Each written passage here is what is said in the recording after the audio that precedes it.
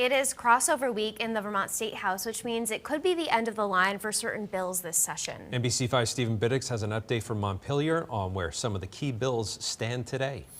Crossover is the unofficial halfway point of the legislative session, a time to look back on what progress, or for some, the lack thereof, has been made, like the housing crisis. I'm very disappointed in the Senate in that we did, in the Senate Economic, Housing, and General Affairs Committee, pass a Be-Home bill that addressed the housing crisis, dealt with some of the regulatory reform needed in order to build houses. But other key players believe there needs to be compromise and consensus on Act 250 reform. And we hope to achieve some consensus in knitting that together. So obviously there are a lot of different voices, a lot of different interests. The same committee voting out a bill Tuesday morning that reworks the Vermont Fish and Wildlife Board, making the leadership built up by the legislature and administration, compared to the current model of the governor assigning the 14 members of that board. So this just says, since we are all the owners, we all have an obligation and opportunity to help in the management, the sound management of fish and wildlife.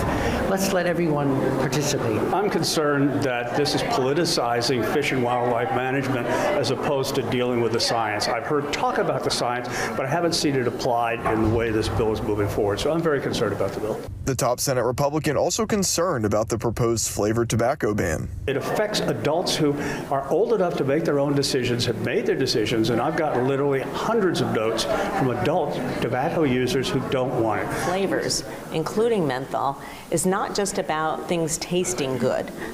It's about opening the receptors in the brain to be more receptive to the addiction to nicotine. The House is set to vote on the ban Wednesday afternoon. Bills need to cross over into the other chamber by the end of the week. In Montpelier, Stephen Biddix, NBC5 News.